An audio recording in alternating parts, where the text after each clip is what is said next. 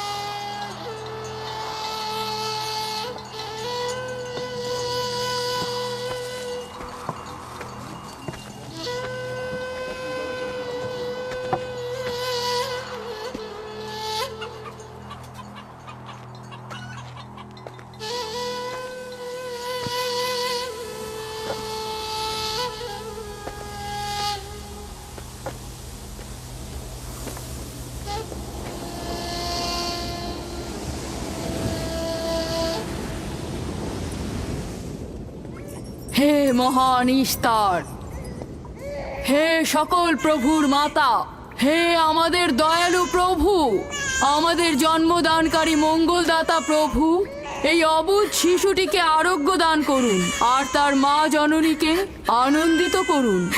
এই অবুঝ শিশুর মাতা প্রতিজ্ঞা করেছে প্রভু, তোমার দরবারে সে মূল্যবান হাদিয়া প্রদান করবে।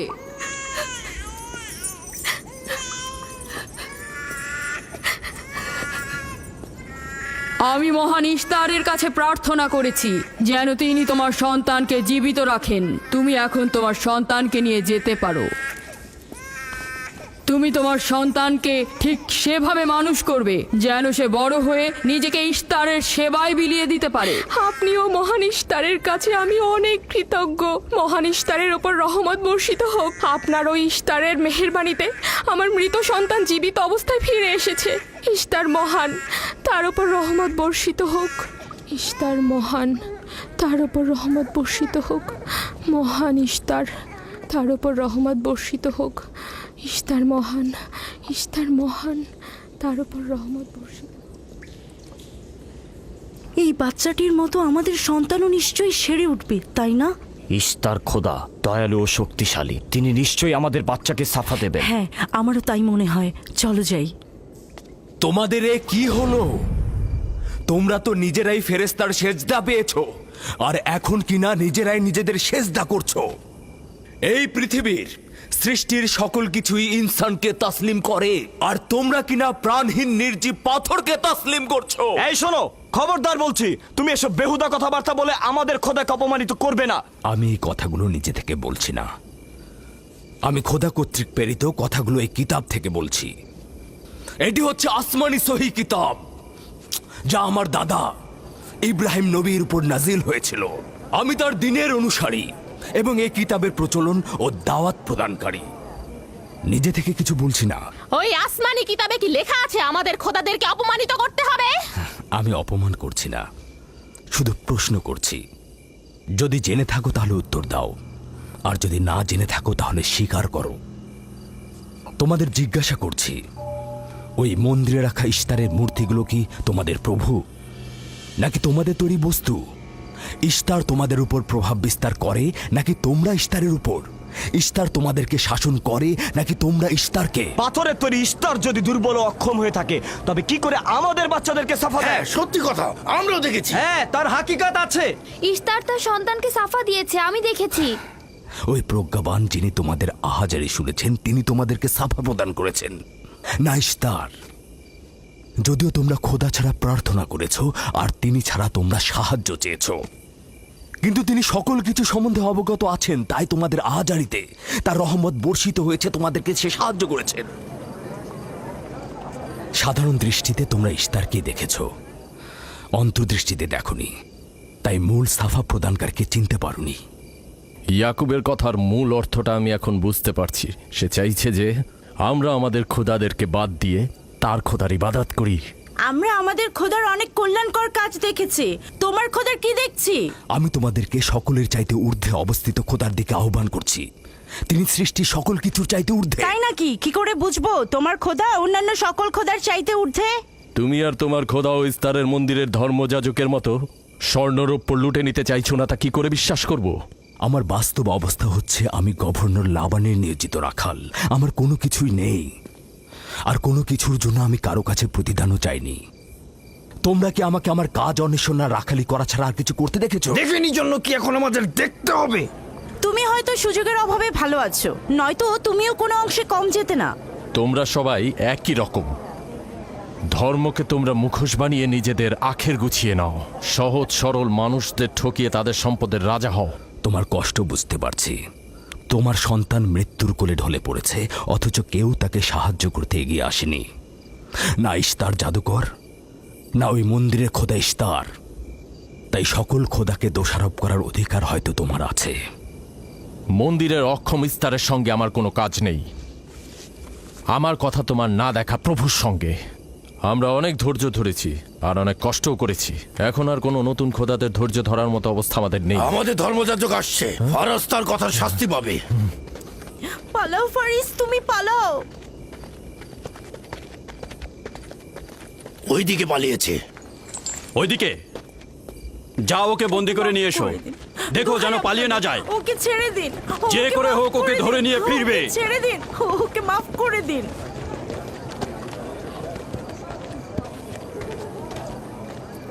যদি শুধুমাত্র গভর্নরের জামাতা না হতে, তাহলে আমি জানি তোমাকে কিভাবে শায়েস্তা করতে হয়। মন্দিরের কোনো প্রতিনিধির সাথে আমার কোনো কাজ নেই। তোমরা সবাই চলে যাও। ইয়াকুবের কুফরি কথায় তোমরা কেউ কান দেবে না, আর কেউ বিশ্বাস করবে না।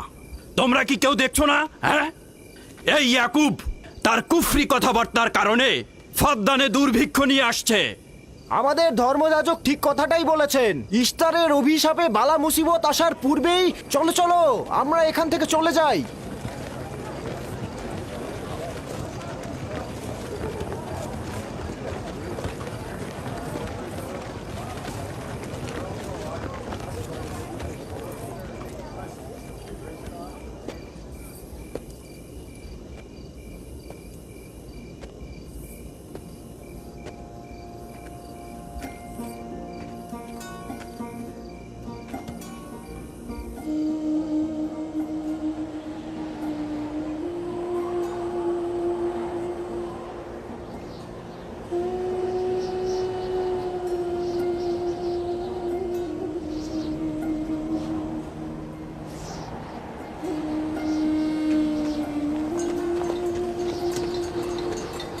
যদি খুব শীঘ্রই বৃষ্টিপাত না হয়, তাহলে ফাদ্দানবাসীর সকল ফসল নষ্ট হয়ে যাবে।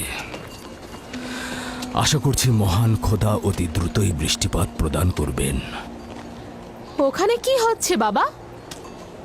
এটা ফাদ্দানবাসীর প্রাচীন রীতিনীতি।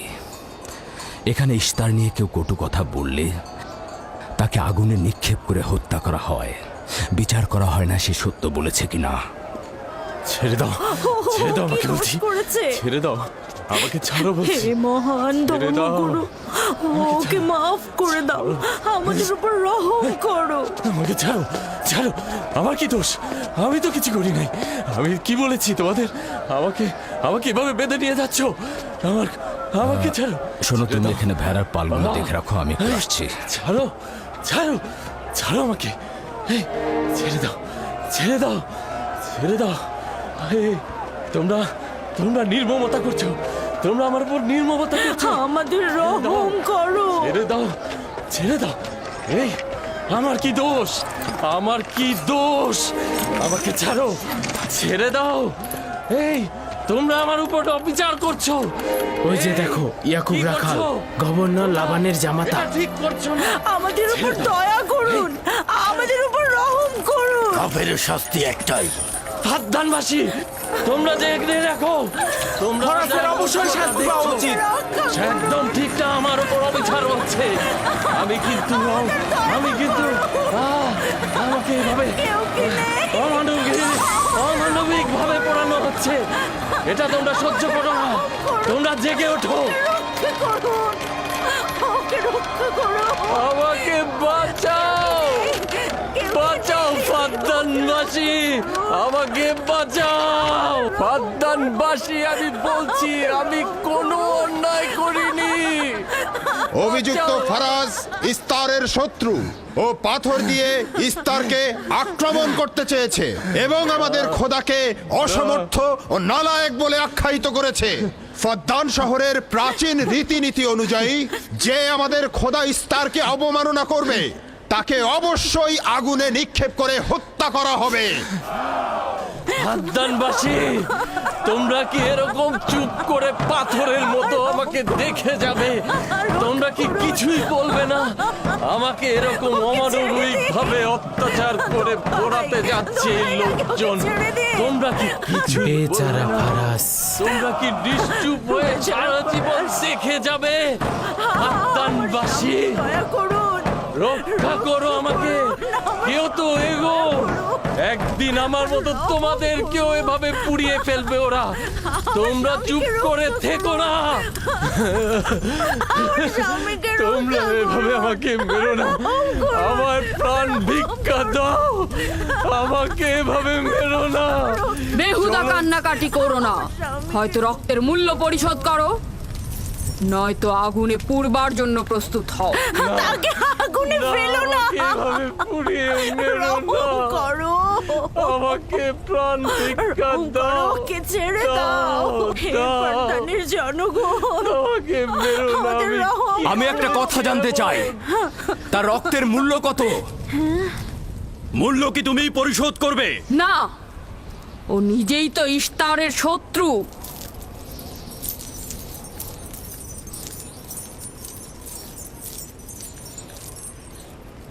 তুমি নিজেই তো ইস্তারের শত্রু। প্রথমে তোমার নিজের রক্তের মূল্য পরিশোধ করো। তাহলে আমাকে বন্দি করছো না কেন? বন্দি করো। অগ্নিপিণ্ডের মধ্যে নিক্ষিপ্ত হওয়া তো আমাদের বংশের প্রাচীন ঐতিহ্য। আমার দাদা ইব্রাহিম, উনিও তো একবার নমরুদের আদেশে অগ্নিপিণ্ডের মধ্যে নিক্ষিপ্ত হয়েছিলেন। এখন পর্যন্ত তুমি যে গ্রেপ্তার হওনি তার কারণ তুমি হচ্ছ গভর্নরের ভাগিনা। তার অর্থ দাঁড়াচ্ছে এই যে আমার মামা গভর্নর লাবান ইস্তারে খোদাকে অবমাননা করতে পারে কোনো শাস্তি ছাড়াই। ওকে গ্রেপ্তার করো আর ওর দাদার মতো ওকেও আগুনে নিক্ষেপ করো।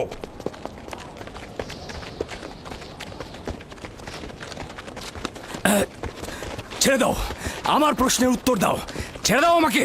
এই, এখানে কি হচ্ছে এসব?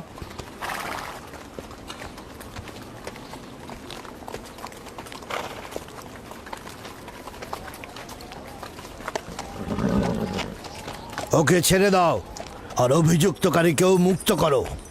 ফারাসের অবশ্যই শাস্তি পাওয়া উচিত। যখন ইয়াকুব জীবনের মূল্য পরিশোধ করতে চায় তখন তোমাদের কোনো অধিকার নেই ওকে শাস্তি দেবার।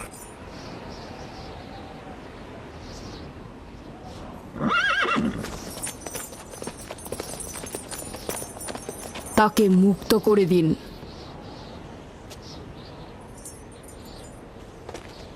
ইয়াকুব, তুমি অবশ্যই ফারাসের জীবনের মূল্য স্বরূপ 500 দিনার পরিশোধ করবে। হ্যাঁ, কোনো সমস্যা নেই, আমি এই অর্থ পরিশোধ করব।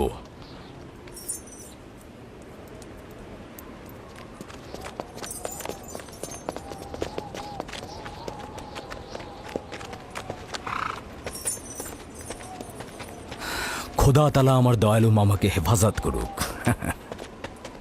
ইয়াকুব, আমি তোমাকে কতক্ষণ এরকম বিপদ থেকে বাঁচাতে চোখে চোখে রাখবো?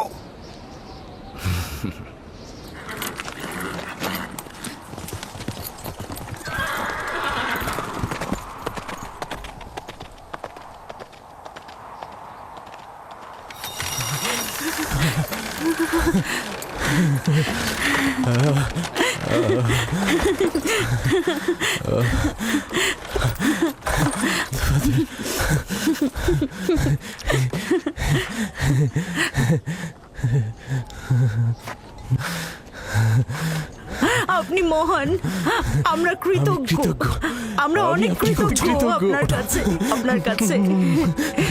আমার জীবনের মূল্য স্বরূপ যে অর্থ আপনি প্রদান করবেন তার বিনিময়ে সারা জীবন আমি আপনার কৃতদাস হয়ে থাকবো। আপনি মহান, আপনি মহান। আপনি ফারাজকে মৃত্যুর হাত থেকে বাঁচিয়েছেন, আপনি আমাদের নতুন জীবন দিয়েছেন। হয়েছে হয়েছে, এবার এসো এসো।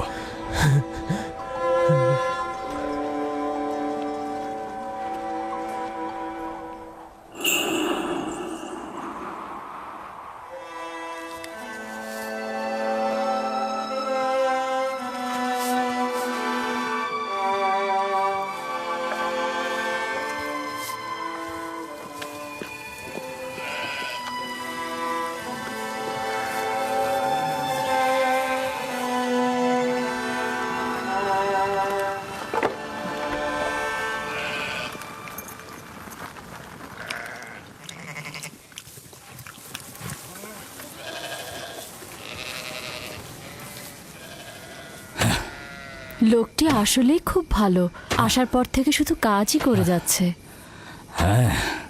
বছরের পর বছর ইস্তার, ফাদ্দান ও ব্যাবলের লোকজনকে অন্যায়ভাবে কোরবানি দিয়ে আসছে। আজ তোমার পিতার জন্য আমি ও ফারাজ বেঁচে গেছি। আপনি ওর জীবন বাঁচিয়েছেন বলেই ও ইস্তার পূজা ছেড়ে এক খোদার ইবাদতে মশগুল হয়েছে। হ্যাঁ, তা হয়েছে রাহেলা। আসলে যখন সে মৃত্যুর হাত থেকে রক্ষা পেয়েছে তখনই এক খোদায় বিশ্বাস এনেছে। আমাদের মুসাফির কখন পৌঁছবে? খুব শীঘ্রই হে খোদার নবী, বেশি দিন বাকি নেই। বছরের পর বছর তোমার সন্তানের প্রতীক্ষায় রয়েছি। যদি খোদা চায় তো খুব শীঘ্রই এই প্রতীক্ষার অবসান ঘটবে।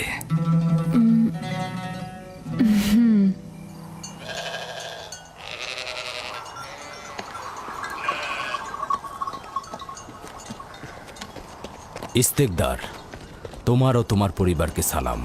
তোমার উপরও দরুদ বর্ষিত হোক ইয়াকুব রাখাল। হ্যাঁ, কৃতজ্ঞতা জ্ঞাপন করছি। মন্দিরে ইস্তারের জন্য খোরমা হাদিয়ে নিয়ে যাচ্ছ? প্রভুদেরকে তো অবশ্যই খুশি করতে হবে, তা না হলে তো এবছর বৃষ্টিপাত হবে না, তাই না?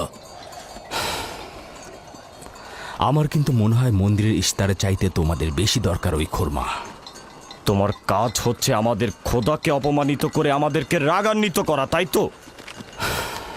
তোমরা কি নিশ্চিত যে ইস্তারের মন্দিরের ওই পাথরের মূর্তিগুলো সত্যিকার অর্থে বৃষ্টি বর্ষিত করতে পারবে? তোমার এসব কুফুরি কথাবার্তার কারণেই আমাদের মন্দিরের খোদা নাখোশ হয়েছে, আর এই কারণেই ফাদ্দানের আকাশে আজ মেঘ নেই। এই ইয়াকুব, ইস্তারের অবমাননা থেকে তুমি নিজেকে রক্ষা করো। চলে এসো, চলে এসো।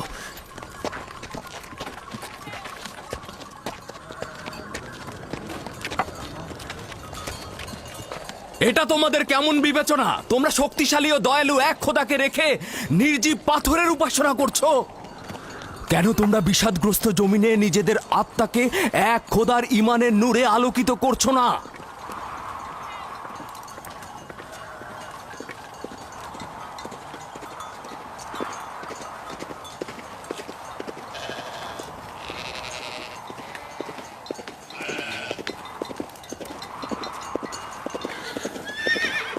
হে মহান ইস্তার ইলাহি, তোমার ফলপ্রসূ এই মন্দিরখানা তোমার শত্রুদের রক্ত দ্বারা পবিত্র করব।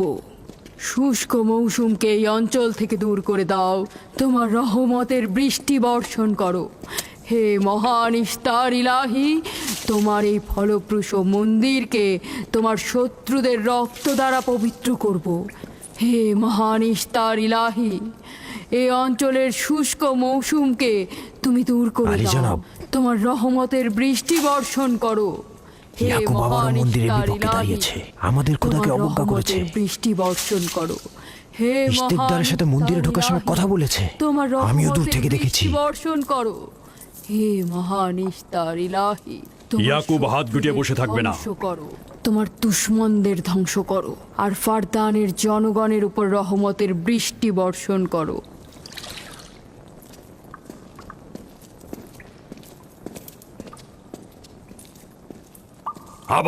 ইয়াকুব শুরু করেছে। আশা করছি ওর উপর এবার খোদার লানত বর্ষিত হবে। এখন আমাদের কি করা উচিত? লাবানকে এখানে ডাকো, তার সাথেই সমাধান করব। যত তাড়াতাড়ি সম্ভব লাবানকে আমন্ত্রণ করো।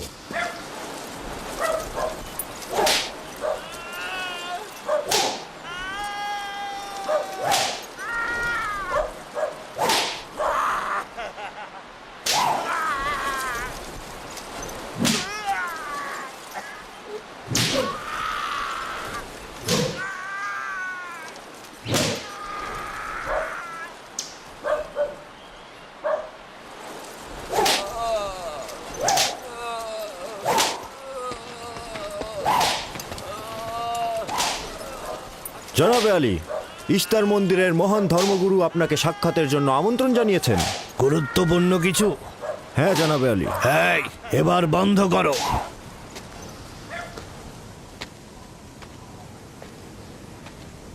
তুমি যদি আবারও চুরি করেছো তাহলে তোর আর আঘাতে আর জীবিত ফিরবে না। আমি কথা দিচ্ছি এমন ভুল আর কখনো হবে না। ছেড়ে দাও একে। এসো।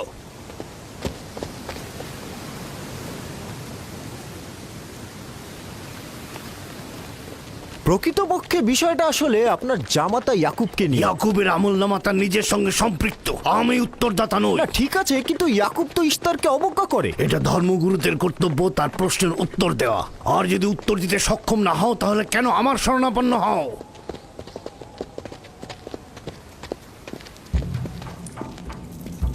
খোদার চাইতেও বড় খোদা মহান ইস্তার রাগান্বিত হয়েছেন। আমি দুর্ভিক্ষ দেখতে পাচ্ছি, যা ফারদানের জনগণের জন্য শুষ্ক মৌসুম আর মৃত্যুর কারণ হতে যাচ্ছে। জনাবে আলী, আমি তার আপনি একটু মধ্যে অপেক্ষা করুন, আমি শোকার্ত ধর্মগুরুকে অবস্থা খবর দেখতে দিচ্ছি। পাচ্ছি। মহান ইস্তারকে সে রাগান্বিত করেছে। এ অপমান ইস্তার সহ্য করতে পারছেন না। কেউ একজন ইস্তারকে খেপিয়ে তুলেছে। যে মহান খোদাকে অপমান করেছে সে দ্রুতই শাস্তি পাবে। মহান ইস্তার তার বলি চাচ্ছেন। লাবান, কেন তোমার ভাগিনে ইয়াকুবের কুফরি বন্ধ করছো না? তোমরা তো ব্যাবিলনের জনগণের ইমানের মালিক। তার প্রশ্নের জবাব দিয়ে দাও। আমি তো গভর্নর, ধর্মগুরু নই। কিন্তু সে তোমার ভাগিনা এবং তোমার কন্যাদের স্বামী। আমি ফারদানের শান্তি আর নিরাপত্তায় নিয়োজিত। আমার ভাগিনার কার্যাবলী দেখার জন্য নয়। এই কারণেই তাকে শান্ত করতে হবে। সে ফারদানের শান্তি নষ্ট করছে। ফারদানের শান্তি ফিরিয়ে আনতে হবে, তা না হলে অতি দ্রুত ফারদানের বুকে দুর্ভিক্ষ নেমে আসবে। আর এটার দায়ভার সম্পূর্ণ ইয়াকুবের। কি করে করি বলো? ইয়াকুব এখানে ভেড়া রক্ষণাবেক্ষণের প্রধান ব্যক্তি, অর্থনৈতিক চালিকা শক্তিও বটে। আর ও কিনা হয়ে গেল এখানকার বদখদের প্রধান কারণ। হ্যাঁ, কারণ ও এখনো ইস্তারের কুফরি করেই যাচ্ছে। ইয়াকুব তো ব্যাবিলনের খোদাদের উপর ঈমান আনেনি, কিন্তু তারা তো কিছু বলেনি। ব্যাবিলনের খোদাদের প্রতি ঈমান না আনলেও তাদেরকে কখনো অবজ্ঞা করে কথা বলেনি। কিন্তু এখানে তো সে মহান ইস্তারকে অবমাননা করেই চলেছে। তুমি অবশ্যই তাকে শান্ত করবে। অবমাননা করে? অবশ্যই করে। তুমি কি কখনো ভেবে দেখেছো যে ব্যাবিলন রাজ্য কেন তোমাকে নিয়োজিত করেছে? তাহলে এটাও জেনে রাখো কেন আমাকে গভর্নর নিয়োগ করা হয়েছে। উত্তম হলো এটা জানা যে আমি ব্যাবিলন থেকে ফরমান গ্রহণ করি, না তোমাদের থেকে, না তোমাদের ইস্তার থেকে। যদি ইস্তারের মন্দিরের ধর্মগুরু বাবেল এই কথাগুলো তুলে ধরেন তবে কোনো অসুবিধা নেই তো?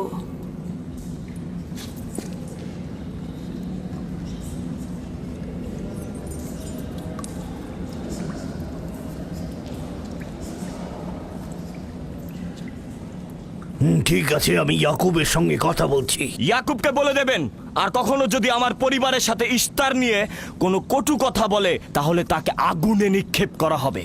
কুকুরের ছানা তার বাবা মার কাছে ঘেউ ঘেউ শেখার আগে নেকড়ের কাছে ছিন্ন ভিন্ন হয়ে যায়। তোমার নিজের জবানের হেফাজত করো। এবারের মতো ক্ষমা করে দিচ্ছি, পরের বার কিন্তু করব না।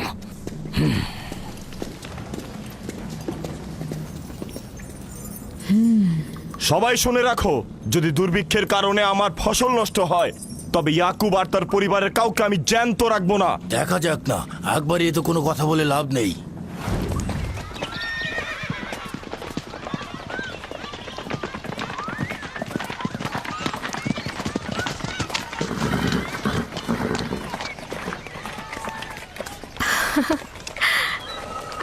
আব্বাজান এসেছেন।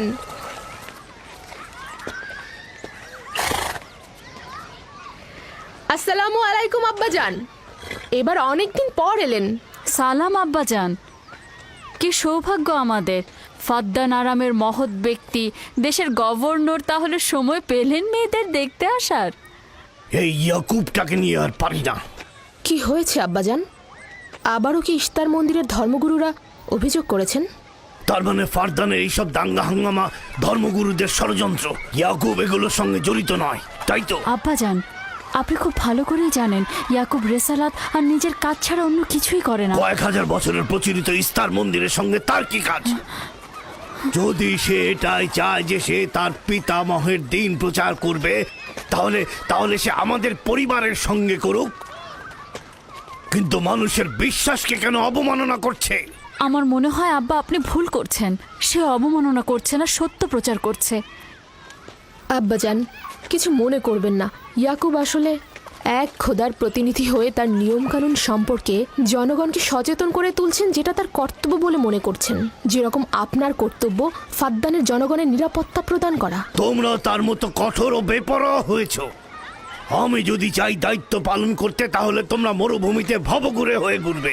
আব্বাজান, আমি আর আমার বোন লিয়া আমাদের স্বামীর দিনে অটল আছি, তাই এক খোদার আইন বাস্তবায়নে আমরা তাকে সাহায্য করেই যাব। তোমরা সবাই দেওয়ানা হয়ে গেছো। তোমরা কেউ আমার অবস্থার কথা চিন্তা করছো না।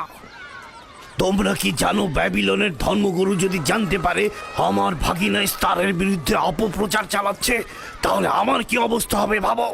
আমি তখন কতটা বিপদে পড়বো। ইয়াকুবের খোদার শক্তি ওই বাবেলের মন্দিরের ইস্তারের থেকে অনেক বেশি। আব্বাজান, আমাদের উচিত হচ্ছে আমাদের নিজেদের খোদাকে ভয় করা, ওই পাথরের খোদাকে নয়। আমার না তার খোদার সঙ্গে কোনো কাজ রয়েছে, না এদের খোদা। শুধু বলবো ইয়াকুবের কোনো অধিকার নেই ফাদ্দানের লোকের কাছে আমার অবস্থান নড়বড় করে দেয়া। কি হয়েছে রাহেলা? রাহেলা, রাহেলা, কি হয়েছে রাহেলা?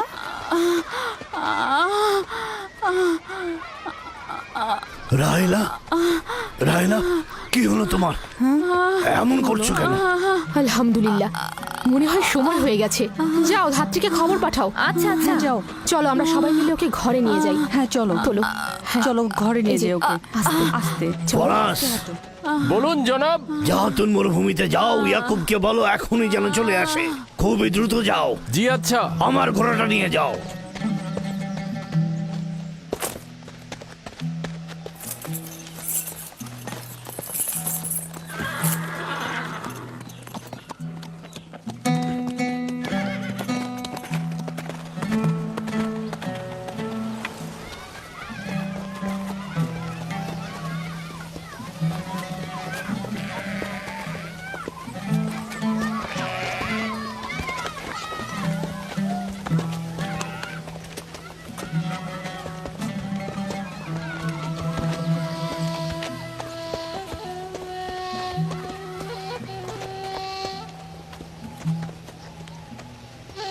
রাখালেরা চতুষ্পদী প্রাণীগুলোকে হেদায়েত করে, আর নবুয়াত ইনসানদের হেদায়েত করে থাকে। সম্ভবত এ কারণেই অধিকাংশ নবী রাখাল ছিলেন। আমি ইসরায়েল ভেড়াগুলোর সঙ্গে আমার সন্তানদেরও মরুভূমিতে নিয়ে এসেছি, যাতে তারা হেদায়েত গ্রহণ শিখতে পারে। আমার সন্তান বনি ইসরায়েলেরা কেন ক্ষমতা ও পেশি শক্তিকে মূল দণ্ড হিসেবে মনে করছে? আমি তো তাদেরকে পেশি শক্তি বা জোর করে চাপিয়ে দেওয়া কোনো কিছু শিক্ষা দেইনি। তোমরা কি শুরু করলে? তোমরা কি শুরু করলে? ওঠো, ওঠো শামুন, ওঠো। আমার উত্তরাধিকারী ও পরিবারের প্রধান সেই হবে যে খোদাকে সবচাইতে বেশি ভালোবাসবে। ইব্রাহিম ও ইসহাক ছিলেন সর্বোৎকৃষ্ট। তার মানে এই নয় যে তারা অধিক শক্তিশালী ছিলেন। শক্তি দিয়ে সবকিছু জয় করা যায় না।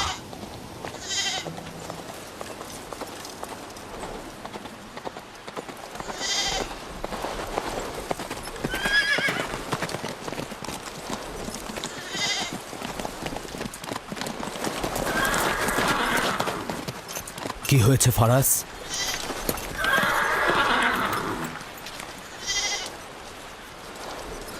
তোমরা ভেড়াগুলোকে নিয়ে আসো।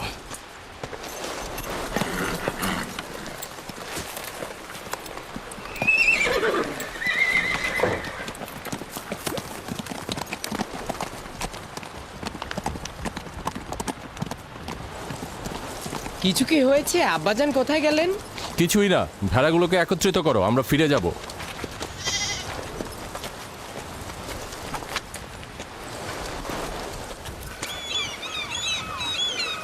বেল হ্যাঁ, রাহেল তো তোমার সতীন। রাহেলের সঙ্গে তোমার অনেক ভালো সম্পর্ক দেখছি। ওই সন্তান না থাকায় ভালো সম্পর্কটা ছিল। রাহেলের সাথেও ভালো সম্পর্ক ছিল, ওই ইয়াকুবের সাথেও ভালো সম্পর্কটা ছিল। আমার সন্তান নেই, তার সন্তান হচ্ছে, ভালো সম্পর্কটা থাকে কি করে? এমন ভাবে বলছো কেন? রাহেল আর ইয়াকুব তো ইনসান হিসেবে খুবই ভালো। হ্যাঁ, কিন্তু ইয়াকুব তো রাহেলকে অনেক বেশি ভালোবাসে। আর যেহেতু এখন তার সন্তান হচ্ছে, তার স্থান তো সব স্ত্রীর থেকে উপরেই হবে, তাই না? ইয়াকুবের কয়টা স্ত্রী? 4 জন, আমি, লিয়া, জুলফা ও রাহেলা। এই বাদ দাও তো এসব, তাড়াতাড়ি চলো, না হলে শব্দ শেষে আবার আমার ঘাড়েই পড়বে। আরে আমি তো জানি ইয়াকুব বড় ন্যায়পরায়ণ আর মেহেরবান। সকল হিংসা ভুলে একটু ভালোবাসাটাকে বাড়াও, দেখবে সেও তোমাকে খুব ভালোবাসবে। আর ও তো খুব ভালো মানুষ। জনাবে আলী লাবান, আপনার ওপর শান্তি বর্ষিত হোক। ভালো পুরস্কার পেতে যাচ্ছ, কিন্তু রাহেল আর তার সন্তানকে সুস্থ চায়। চিন্তা করবেন না, আমি অনেক অভিজ্ঞ ধাত্রী।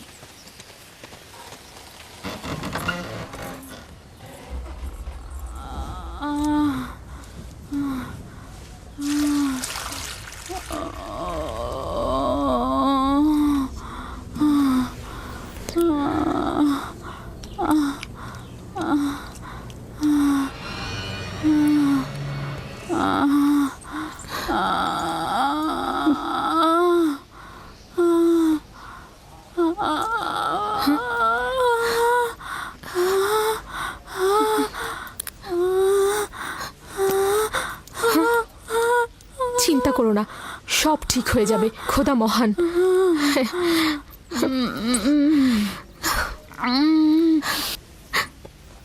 রাহেল, রাহেল, রাহেল, এই যে রাহেল, কি হলো? কথা বলো। রাহেল, রাহেল, রাহেল, রাহেল তো রাহেল? বেহুশ হয়ে গেছে। রাহেল, রাহেল চোখ খোলো, রাহেল কথা বলো, রাহেল, রাহেল, এই যে রাহেল। রাহেলা, হ্যাঁ এমন তো নয় তার উপর ইস্তারের খোদা রাগ পড়েছে।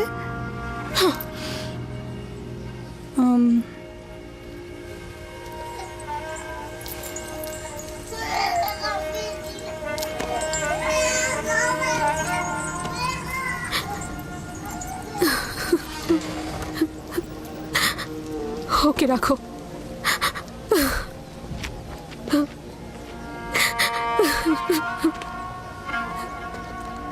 তোমরা তোমার খালার জন্য দোয়া করো, তোমাদের দোয়া খুব তাড়াতাড়ি কবুল হবে।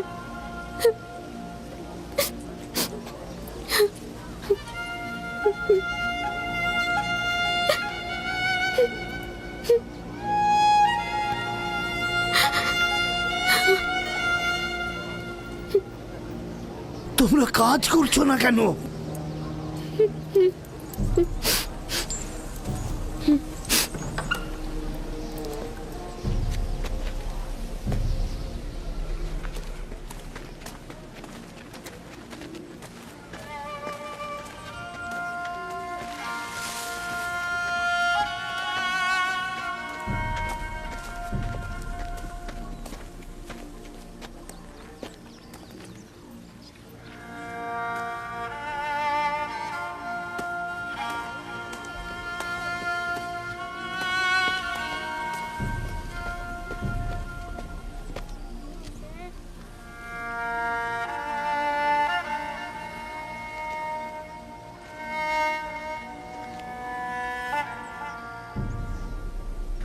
কেউ একজন ইস্তারকে রাগান্বিত করেছে। আগুন ও রক্ত দেখতে পাচ্ছি, অলক্ষণে মৃত্যুর ছায়া সর্বত্র দেখতে পাচ্ছি। আগুন প্রথমে কাফেরের পোশাকের নিম্নাংশ গ্রাস করবে। যারা ইস্তারকে অবমাননা করেছে, অতি দ্রুতই তাদের ধ্বংস আসন্ন। হ্যাঁ, ইস্তার তাকে ক্ষমা করবে না, অতি দ্রুতই সে তার শাস্তি পাবে। আমার মনে হয় ওরা ইস্তারের অভিশাপের ফল ভোগ করছে। ইয়াকুব তো সব সময় ইস্তারকে অবজ্ঞা করে কথা বলে। হ্যাঁ, ইশতার বলেছিল কুফরিকারী কাফের তার রোশানল থেকে রক্ষা পাবে না। ইয়াকুব তো ইশতার আর তার খোদাকে নিয়ে কত বেহুদা কথা বলেছে, মনে হচ্ছে তারই ফল ভোগ করছে।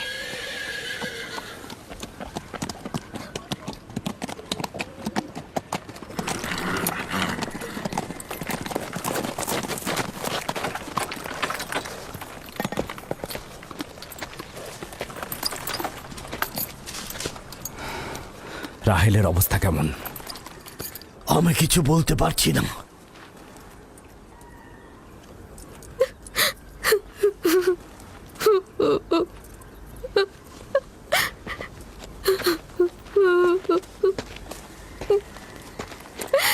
কিছু একটা করুন, রাহেলের অবস্থা খুবই খারাপ। শান্ত হও, খোদার উপর ভরসা রাখো, তিনি যেমন চাইবেন তেমনই হবে, ভরসা রাখো। মানুষজন সব বলা বলি করছে, ইশতারের অভিশাপে আমরা এই বিপদে পড়েছি।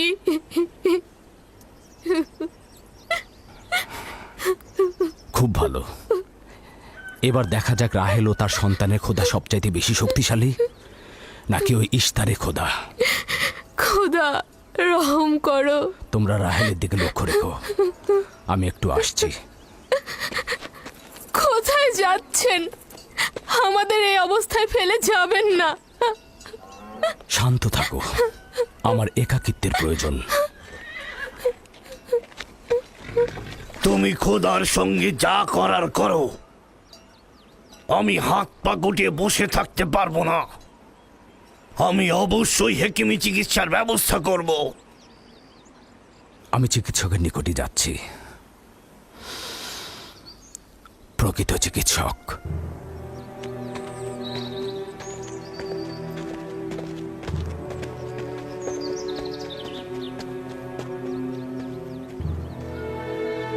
সে যেমন ফাদ্দানের লোকেদের বিপদের কারণ হয়েছে, তদ্রুপ আমার কন্যাদেরও বিপদের কারণ হয়েছে।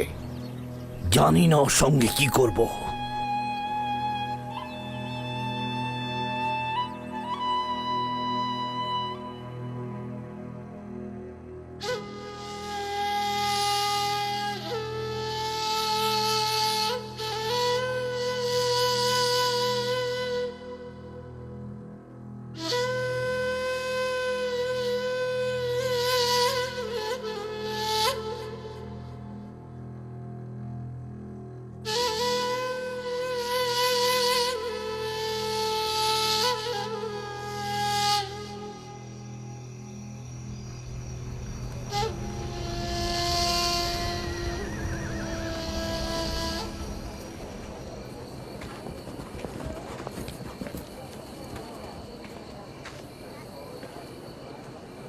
কেন যে ইশতার মাতাকে ডেকে আনছে না, সে তো সবচেয়ে বড় ধাত্রী।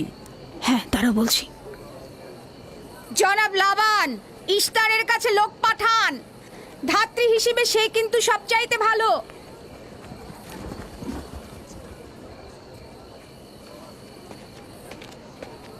যাও গিয়ে খোঁজ নাও ইস্তার আছে কিনা।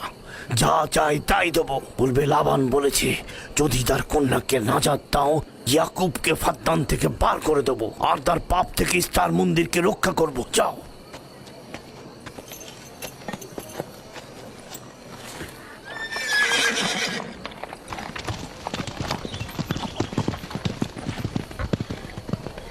ইয়াকুব ইশতারের খোদাকে অপমান করেছে। ইশতারকে অপমাননা করার শাস্তি এইরকমই হয়। তোমাদের চেঁচামেচি বন্ধ করো।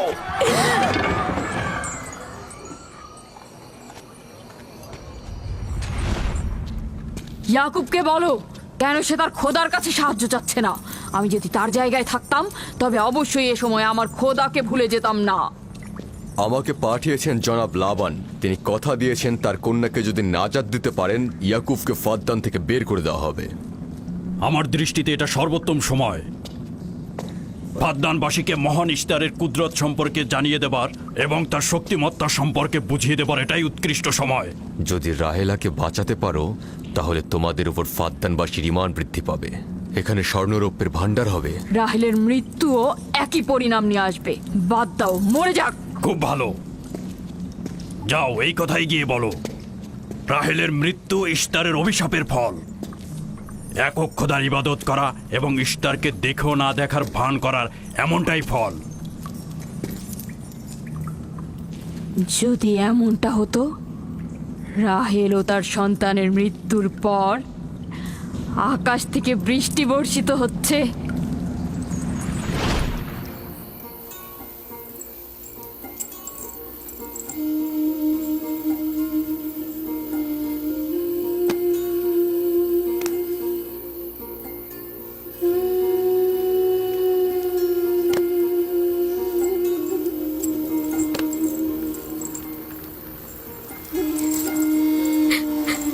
রাহেল, রাহেলা, রাহেলা, তুমি শুনতে পাচ্ছ? এই যে, রাহেল, কি করছো এসব? আরে ধোঁয়া দিয়ে জ্ঞান ফেরাতে হবে, তাহলে মা বাচ্চা মারা পড়বে। এই ধোঁয়া তাকে মেরে ফেলবে, সুস্থ করবে না।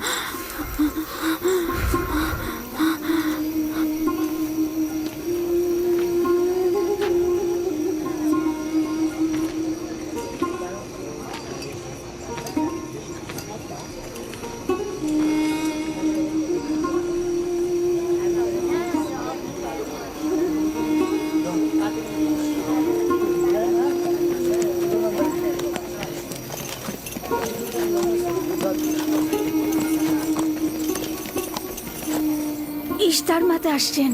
দেখা যাক এবার কার খোদা বিজয়ী হয়, ইয়াকুবের খোদা নাকি মন্দিরের খোদা। আরে পরিষ্কার বোঝা যাচ্ছে বিজয়ী হবে ইশতার।